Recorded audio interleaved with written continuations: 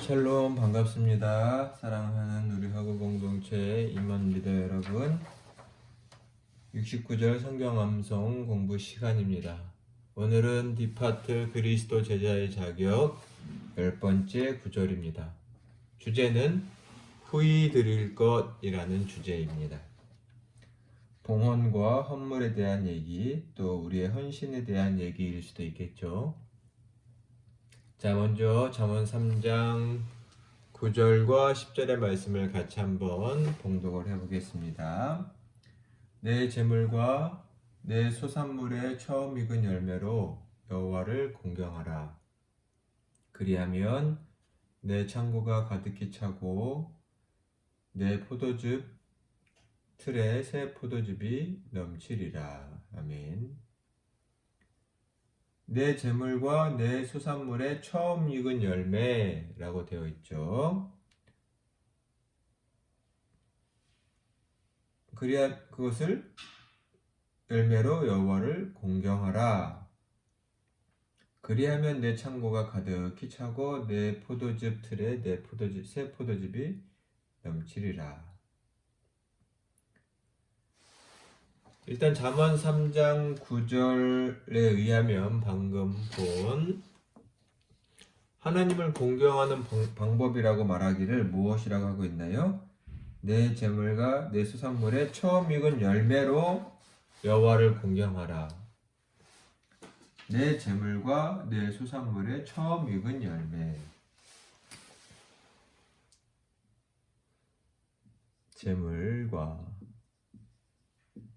재물이라고 했으니까 이것은 아마 상업을 말하는 걸 수도 있겠죠. 돈을 버는 일. 내 소산물.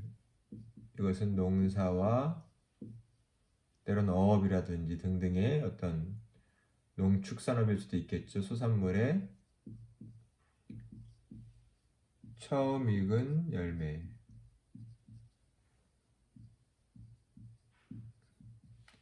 드리는 것. 이것을 통해서 여호와 하나님을 공경할 수 있다고 말합니다. 특별히 강조되는 부분은 바로 이 처음 익은 열매라는 것입니다. 첫 열매, 처음 것을 하나님께 드림으로 어떻게 해요? 하나님을 공경하는 법을 배우는 것입니다. 처음 것을 드리고 있느냐 이 얘기죠.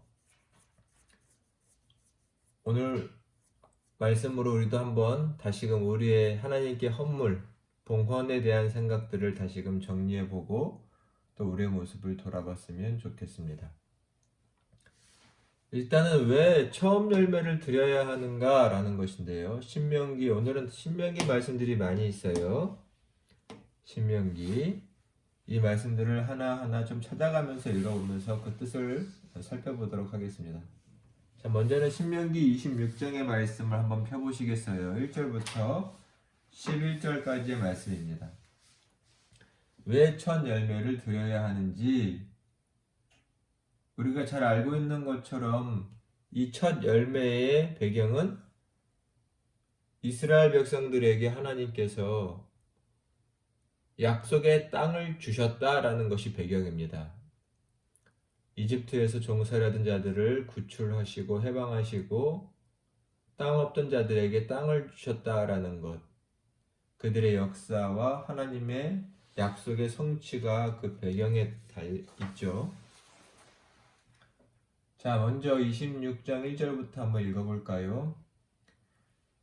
내 하나님 여호와께서 내게 기업으로 주어 차지하게 하실 땅에 내가 들어가서 거기에 거주할 때에, 벌써 26장 1절에 보면 땅에 대한 이야기가 나오죠. 내게 기업으로 주어 차지하게 하실 땅. 첫 번째 일단 1절부터 나오죠. 내게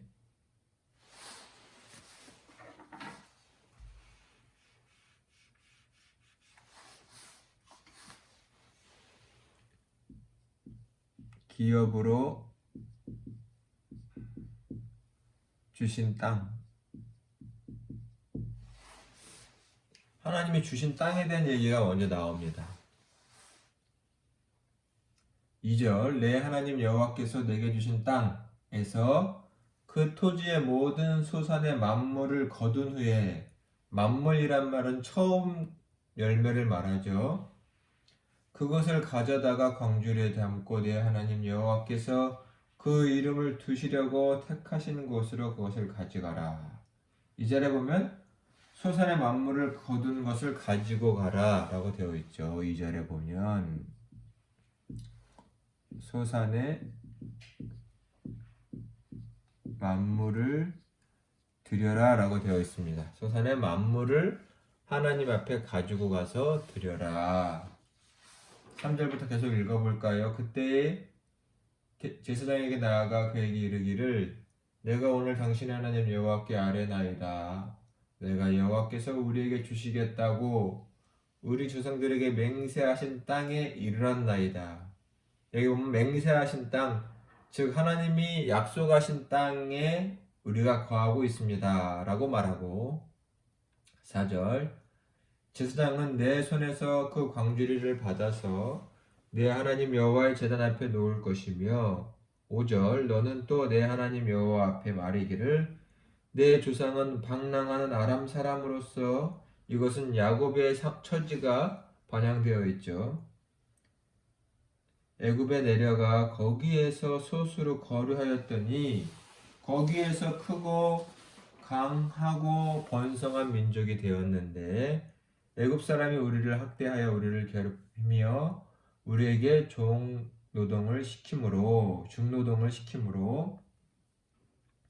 우리가 우리 조상의 하나님 여호와께 부르짖었더니 여호와께서 우리의 음성을 들으시고 우리의 고통과 신고와 압제를 보시고 여호와께서 강한 손과 편팔과 큰 위엄과 이적과 기사로 우리를 애굽에서 인도하여 내시고 이곳으로 인도하사 이 땅 곧 젖과 꿀이 흐르는 땅을 주셨나이다. 8절과 9절에는 분명히 써있죠. 하나님이 출애굽을 시켜서 젖과 꿀이 흐르는 땅으로 인도하셨다. 모든 말씀을 일일이 기록할 수 없는데 일단 9절에 보면 하나님께서 젖과 꿀이 흐르는 땅으로 인도하셨다. 여기서 젖과 꿀이 흐른다는 것은 당연히 상징하고 비유 말이죠. 풍성함을 말하는 겁니다. 부족함이 없는 땅. 10절 여호와여 이제 내가 주께서 내게 주신 토지 소산의 만물을 가져왔나이다 하고, 여기 10절에 써있죠. 너는 그것을 내 하나님 여호와 앞에 두고 내 하나님 여호와 앞에 경배할 것이며, 11절까지 내 하나님 여호와께서 너와 내 집에 주신 모든 복으로 말미암아 너는 레위인과 너희 가운데 거류하는 객과 함께 즐거워할지니라. 10절에도 분명히 써있죠. 여호와여 이제 내가 주께서 내게 주신 토지, 하나님이 주신 토지, 소산의 만물을 가져왔습니다 라고 고백하라는 거죠.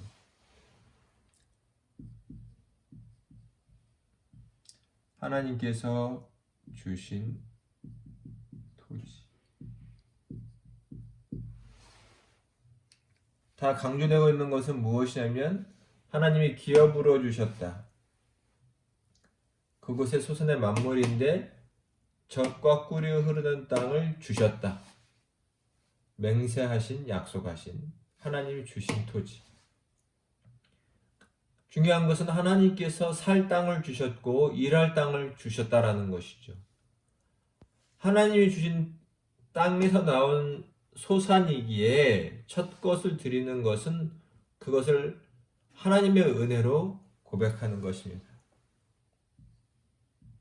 모든 것이 하나님 은혜입니다 라는 고백이 이 첫 예물을 드림에 담겨 있습니다. 시작부터 끝까지 다 하나님의 은혜였습니다 라는 얘기입니다. 그래서 우리 소산의 만물을 드리는 것, 또한 이제 살펴보겠지만 10분의 1을 드리는 것에는 모든 생명의 근원이, 내 삶의 근원이 하나님의 은혜입니다라는 것을 직접 고백하는 것입니다. 이 고백과 실천이 있어야 하나님을 공경하는 것이다 라고 분명히 말하고 있기 때문에 다시금 우리의 봉헌 생활을 돌아보고 바르게 실천해야 할 것입니다. 자, 11조의 역할과 기능, 특별히 성서에서는, 구약 성서에서는 이 봉헌에 있어서 가장 강조되고 있는 것이 11조, 10분의 1을 드리는 것입니다. 신약은 이 개념이 더 확장되어 있긴 해요. 어떤 개념으로 있냐면 이제 다음 구절에 살펴볼 거지만 다 드린다는 겁니다. 내 자신을 다 드린다. 일단 오늘은 신명기 말씀을 조금 더 살펴볼까요? 신명기 14장의 말씀을 한번 보겠습니다. 신명기 14장. 자, 같이 14장을 한번 읽어볼까요? 여기 보면 이 14장 22절부터 29절입니다. 너는 마땅히 매년 토지 소산의 11조를 드릴 것이며, 일단 토지 소산의 11조가 나옵니다. 내 하나님 여호와 곧 여호와께서 그의 이름을 두시려고 택하신 곳에서 내 곡식과 포도주와 기름의 11조를 먹으며 내 소와 양의 처음 난 것을 먹고 내 하나님 여호와 경외하기를 항상 배울 것이니라. 그러나 내 하나님 여호와께서 자기의 이름을 두시려고 택하신 곳이 내게서 너무 멀고 향로가 어려워서 내 하나님 여호와께서 그 풍부히 주신 것을 가지고 갈 수 없거든. 그것을 돈으로 바꾸어 그 돈을 싸가지고 내 하나님 여호와께서 택하신 곳으로 가서 내 마음에 원하는 모든 것을 그 돈으로 사되 소나 양이나 포도주나 독주 등 내 마음에 원하는 모든 것을 구하고 거기 내 하나님 여호와 앞에서 너와 내 권속이 함께 먹고 즐거워할 것이며 내 성읍에 거주하는 레위인은 너희 중에 분깃이나 기업이 없는 자이니 또한 저버리지 말지니라. 일단 여기까지 읽어보면 23절에 중요한 말씀이 있죠. 내 토지의 소산에서 나는 것이 뭐가 있죠? 곡식과 포도주와 기름의 11조. 일단 앞에 말을 생략하겠습니다. 토지의 소산의 11조를, 그 다음 말이 중요하죠. 먹으라 라고 되어 있습니다. 목사님이 얼마 전에 봉헌에 대한 설교를 하기도 했었는데 먹으라, 이 개념이 중요합니다. 갖다 바쳐라, 드려라 라는 것이 아니라 하나님께 그 드린 자리에서 함께 먹으라 라는 것입니다. 여기에 담겨있는 의미가 뭐라고 말씀드렸죠? 축제라고 말씀드렸습니다. 잔치자리, 우리의 말로 하면 축제. 감사의 축제입니다. 특별히 감사의 축제. 감사의 예식이죠.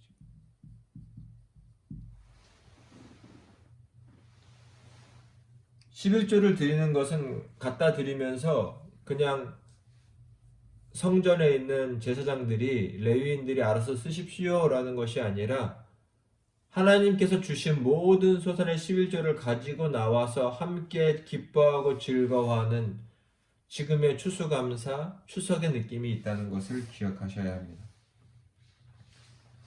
축제였다라는 것. 28절부터 마저 읽어보면 매년 3년 끝에, 즉 3년마다 한 번이죠.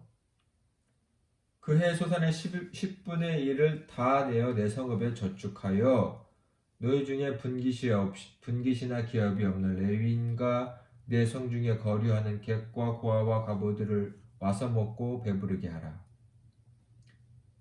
그리하면 내 하나님 여호와께서 내 손으로 하는 범사에 내게 복을 주시리라.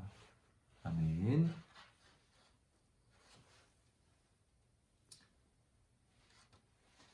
귀한 말씀이 써있죠. 정말로 이 말씀은 꼭 암송해야 된다고 생각이 됩니다.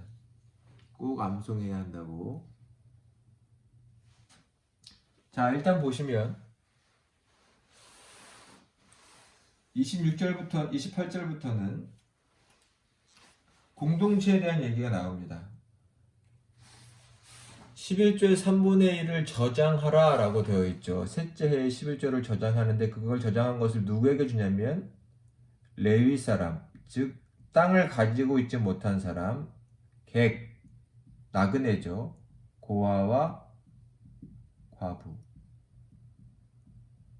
즉 스스로 땅도 없고 생활도 유지하기 어려운 사람, 생활도 유지하기가 어려운 사람들을 돌보라라는 얘기입니다.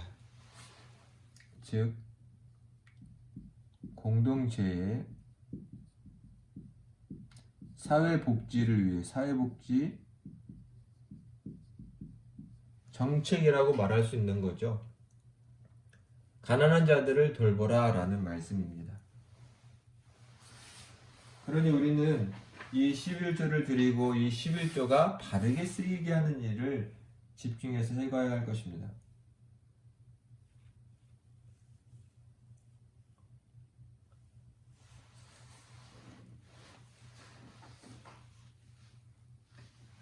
또 한 구절 찾아볼까요? 신명기 여기 조금 잘못 나왔습니다. 22장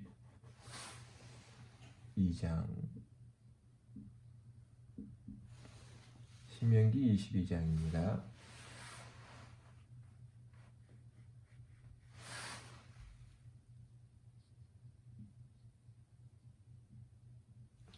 자, 22장의 말씀 22장 15절로 12절로 15절까지를 같이 한번 읽어볼까요?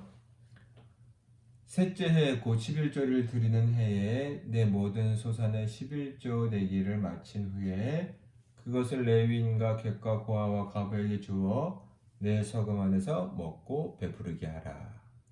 지금 방금 읽은 말씀이 또 한 번 강조되었기 때문에 제가 이 내용이 얼마나 중요한가를 강조하려고 또 읽었습니다. 여기서도 보면 13절에 그리할 때 내 하나님 여호와 앞에 아뢰기를 내가 성물을 내 집에서 내어 레위인과 객과 고아와 과부에게 주기를 주께서 내게 명령하신 명령대로 하였사오니 내가 주의 명령을 범하지도 아니하였고 잊지도 아니하였나이다. 내가 애국하는 날에 이 성물을 먹지 아니하였고 부정한 몸으로 이를 떼어두지 아니하였고 죽은 자를 위하여 이를 쓰지 아니하였고 내 하나님 여호와의 말씀을 청종하여 주께서 내게 명령하신 대로 다 행하였사오니 원하건대 주의 거룩한 처소 하늘에서 보시고 주의 백성 이스라엘에게 복을 주시며 우리 조상들에게 맹세하여 우리에게 주신 젖과 꿀이 흐르는 땅에 복을 내리소서 할지니라.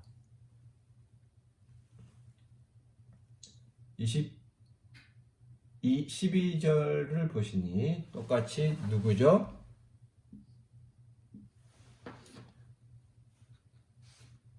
레위와 객과 고아와 과부. 여기 써있는 내용이죠. 레위와 객과 고아와 과부. 꼭 이들과 함께 11조를 나누라. 어려운 자들과 함께 나누라 라고 되어 있습니다. 물론 이런 말씀을 지금의 교회가 각자의 상황에 맞게 적용하기 위해서는 공동체의 합의가 필요하고 또 지혜가 필요하다고 생각합니다. 교회의 어려운 자들 또한 이웃 가운데 어려운 자들을 어떻게 도울 수 있을지 함께 공동체가 상의하고 모은 이 11조를 잘 쓸 수 있도록 지혜를 발휘해야 할 것입니다. 마지막으로 이런 첫 열매와 11조를 하나님께 드렸을 때 주어진 약속들을 끝으로 살펴보고 이 시간 마치도록 해보겠습니다. 먼저는 잠언 3장 10절 오늘 말씀이죠. 다시 한번 여러분 보실까요? 잠언 3장 10절 내 재물과 내 소산물의 처음 익은 열매로 여호와를 공경하라. 그 다음 그리하면 뭐죠? 내 창고가 가득히 차고 내 포도즙 틀에 새 포도즙이 넘치리라. 분명히 말씀하시죠. 곡식을 거둬들이는 창고가 가득하고 가득히 차고 포도즙 틀에 새 포도주가 가득 풍성하다라고 되어 있습니다. 이 포도즙 팁이라는 말은 포도주를 짜는 틀이라는 느낌보다는 포도주를 만들고 그 즙을 만들어 저장하는 곳으로 보시면 좋을 것 같아요. 매년 새 포도가 나야 하고 그 포도로 만든 즙과 주가 창고에 가득하게 쌓일 것이다. 당시의 포도즙은 술뿐만 아니라 어느 정도의 음료로 사용되었다는 것을 또한 잊지 마셔야 합니다. 오늘 어느 곳이나 물이 좋지 않은 곳은 이 발효주의 문화가 발달해 되어 있기 때문이죠. 중요한 건 차고 풍성하게 될 것이다 라는 것입니다. 왜요? 이 모든 것은 하나님이 주시는 것이기 때문이죠. 우리에게 이런 신앙이 있어야 합니다. 내가 주께 후히 드릴 때에 주님께서 더 큰 것으로 내게 채우신다는 것을 경험해야 합니다. 자, 신명기 14장 29절도 한번 볼까요? 신명기 14장 29절의 말씀. 자, 한번 찾아보겠습니다. 신명기 14장 아까 읽은 말씀인데 29절 말씀 같이 한번 읽어볼까요?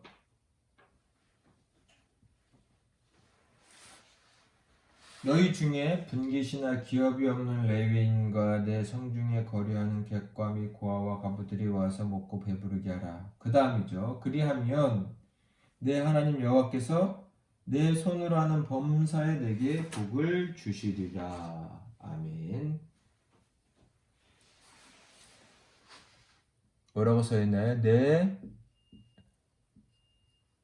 손으로 하는 범사의 모든 일에 복 주신다 라고 약속하십니다. 복을 주시겠다. 중요한 건 뭐예요? 모든 일에 복을 주시겠다 라고 하십니다. 하는 모든 일에 복을 주신다라는 것은 형통이죠. 단순히 인간의 노력에 의한 땀도 복이겠지만 우리의 노력 이상, 우리의 생각 이상으로 하나님이 기름을 부어주신다는 뜻입니다. 기름은 하나님의 은혜의 도움의 상징이죠. 기름 부어 잘되게 하시겠다. 정말 삶에서 이런 경험이 있으면 얼마나 행복한지 모릅니다. 여러분도 꼭 이런 경험을 해보시기를 바랍니다. 내 삶에 물질의 복, 건강의 복, 여러 많은 복을 부어주시고 계시구나 라는 것을 내 삶에서 경험하는 건 참으로 행복한 일입니다. 자, 마지막으로 신명기 26장 15절의 말씀을 한번 볼까요? 원하건대 주의 거룩한 처소 하늘에서 보시고 주의 백성 이스라엘에게 복을 주시며 우리 조상들에게 맹세하여 우리에게 준 젖과 꿀이 흐르는 땅에 복을 내리소서. 여기서는 복을 주시라는 말이 두 번에 나왔죠. 하나님께 드리니 하나님 복을 주십시오. 앞에 설명한 거랑 똑같습니다. 주소서라고 기도도 하고 주신다라고 약속도 되어 있죠.